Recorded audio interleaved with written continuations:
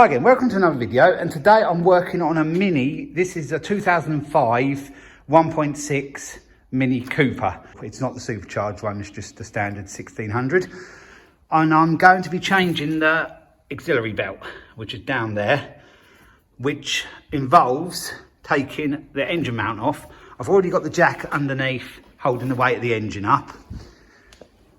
So now I can take that engine mount off. So I've got to undo that bolt. There's two at the back, one there and one there, and one there, and there's an earth strap there, and that I think is about it.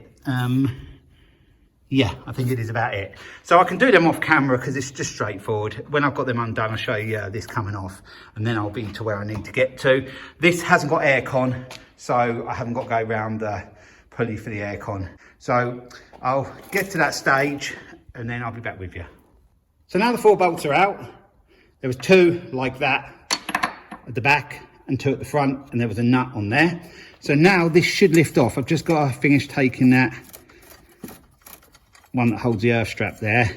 My jack seems to be doing the job. It seems to be holding the engine up. So I can lift this off. It holds a few bits on. So there's like a plate there that it bolts through to hold all this on, but that can all stay on. I've just got to get this part off. Nearly there.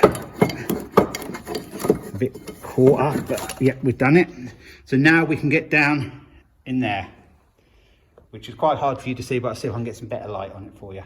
So the belt is down there. As you can see, it's one of the more, well, almost impossible to film and me to show you what I'm doing down there. So there's just there, you can see a spring.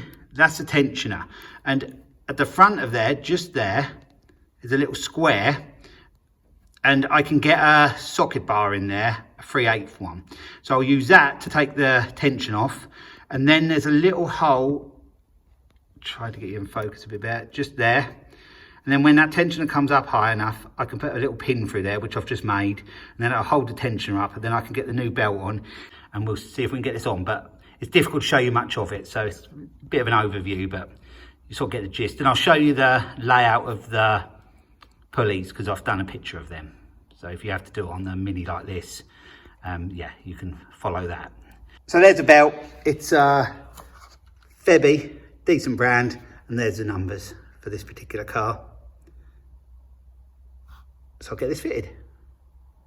I now have the belt off. You can see the alternator pulley there. So that wasn't too bad to get off. I just put the ratchet on there and I used a jack handle for extra leverage. And then I got the belt off.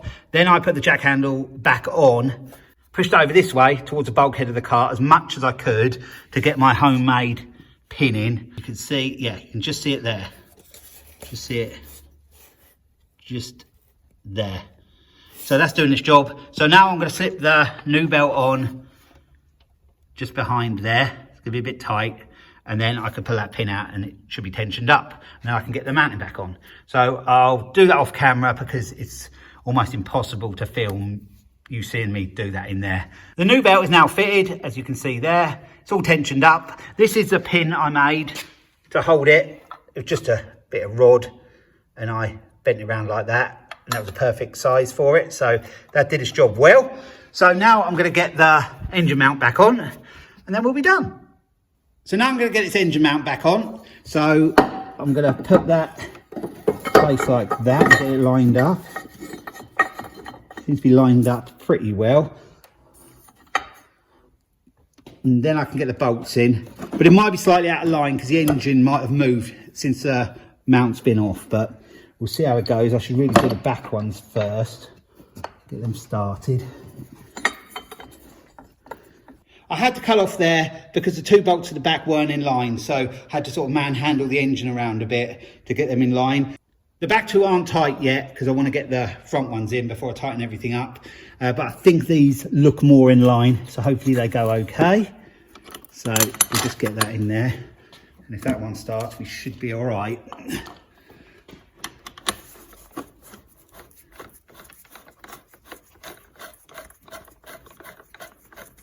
Yep, that one's gone in okay. And there's one that's sort of quite hidden in there, so I'll get that in. It's behind some pipes and wires, bits and pieces.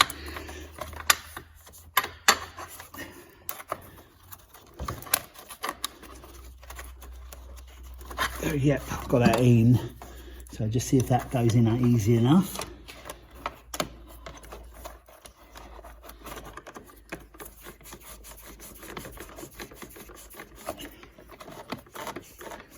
In there you can see it's going in okay by hand.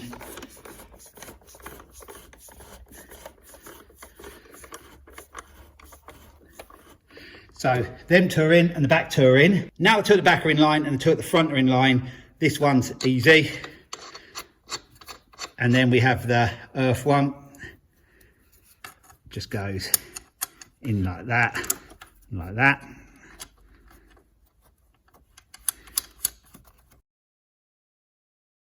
So now that the bolts are in line at the back and the front, and them two are on, everything's in place. So all I have to do now is tighten them up. So I'll do that off camera, and then I'll be back with you. I'll start the car up and just check the belt is running true. And yeah, and then that'll be it. So I'll be back with you when these are tightened up. So now the car's running, I can see it's running true on that alternator pulley, and I have checked the other ones as well, and it's fine. So that's job done. So I'll just run through the tools I used for this job. So these are the tools I used. We used 18mm socket there. That was a 16, and that was a 13. The 13 was for the earth strap.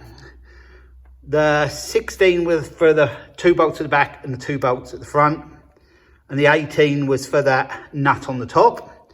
There's a ratchet and bar I used with that. That is a 3/8 socket ratchet, which I used for the tensioner. There is a special tool you can buy, but you can get by using one of these. So I used that. I used a jack handle as well, as I mentioned earlier. There's that piece I made to lock the tensioner. So yeah, pretty simple. Just make sure you get a bit the right size. It goes through that little hole, and then just bend it like that. And it did work out better that it was longer, because I could get it in from the back of the engine forward to get it in. So that worked well. We have the old belt there. The reason I changed the belt was it was squeaking a lot. So hopefully putting the new belt on will cure that problem. If not, it may have to have a tensioner in time. The tensioner looks quite old, but we'll see how it goes.